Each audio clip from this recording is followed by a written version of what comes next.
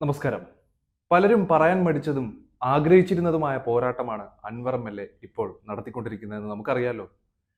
നെഞ്ചുറപ്പോടെ ഒരാൾ മുന്നിൽ നിന്നാൽ പിന്നിൽ അണിനിരക്കാൻ പതിനായിരങ്ങൾ കൂടെ ഉണ്ടാകുമെന്നുള്ള ധീരതയോടെ മുന്നോട്ടു പോകാനുള്ള വിശ്വാസവും നമ്മുടെ പ്രിയ സഖാവ് പി അൻവർ എം.എൽ.എക്കുണ്ട്. സമീപകാലത്തൊന്നും കേരളീയർക്ക് പരിചിതമല്ലാത്തൊരു പോരാട്ടമാണ് ഇപ്പോൾ നടക്കുന്നത്.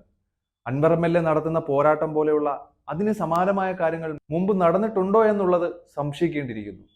സമാനതകളില്ലാത്ത ശുദ്ധികലശത്തിനാണ് അൻവർ എം.എൽ.എ ആരംഭം കുറിച്ചിരിക്കുന്നത്. മുഴുവൻ മലയാളികളും ഇതിനൊപ്പം നിൽക്കുകയും ചെയ്യുന്നുണ്ടെന്നുള്ളതാണ് ഒരു സന്തോഷകരമായ വസ്തുത. പോലീസിലെ ചില വമ്പൻ ക്രിമിനലുകളെ കണ്ടെത്തുന്നതിന് വേണ്ടി കുറച്ച് ദിവസങ്ങൾക്ക് മുമ്പ് അൻവർ എം.എൽ.എ പരാതി നൽകുന്നതിന് വേണ്ടി ഒരു വാട്സപ്പ് നമ്പർ പൊതുജനങ്ങൾക്ക് വേണ്ടിയിട്ട് സമൂഹ മാധ്യമങ്ങളിലടക്കം പോസ്റ്റ് ചെയ്തിട്ടുണ്ടായിരുന്നല്ലോ.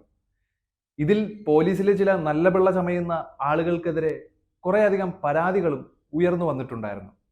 എന്നാൽ കുറച്ച് ദിവസം കഴിഞ്ഞപ്പോഴേക്കും ഈ വാട്സപ്പ് നമ്പറിലേക്ക് പരാതി നൽകാൻ കഴിയാത്ത സാഹചര്യമാണ് ഉണ്ടായത്. അൻവർ എം.എൽ.എ അതിനെക്കുറിച്ചൊരു ഫേസ്ബുക്ക് കുറിപ്പിട്ടിരുന്നു. അത് നമുക്കൊന്ന് വായിച്ചു കേട്ടു നോക്കാം.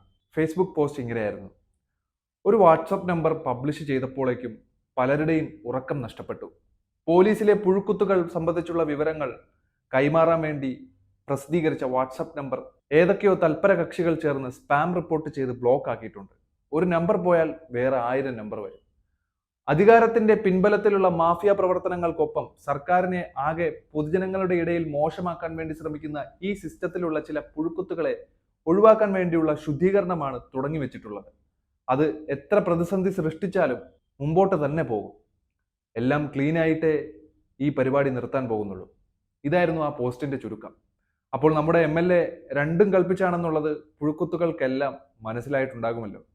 അൻവർ എം.എൽ.എ ശക്തമായി മുന്നോട്ട് പോകുമെന്ന പേടിയാണ് ഇവിടെ പലർക്കും. അൻവർ എം.എൽ.എയുടെ നിലപാടിനൊപ്പം നിൽക്കുന്ന സാധാരണ സഖാക്കൾ അല്ലെങ്കിൽ അനുഭാവികൾ എന്നും അദ്ദേഹത്തിന്റെ കൂടെ തന്നെ ഉണ്ടെന്നുള്ളതും പലരെയും ഭയപ്പെടുത്തുന്ന ഒരു കാര്യമാണ്. ഈ സിസ്റ്റത്തിലുള്ള ചില പുഴുക്കുത്തുകളെ ഒഴിവാക്കാൻ വേണ്ടിയുള്ള ശുദ്ധീകരണമാണ് അദ്ദേഹം തുടങ്ങി വെച്ചിട്ടുള്ളത്.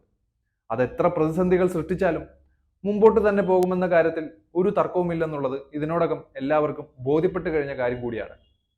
എല്ലാം ക്ലീൻ ആക്കിയിട്ടേ ഈ പരിപാടി അദ്ദേഹം നിർത്താൻ ഉദ്ദേശിക്കുന്നുള്ളൂ.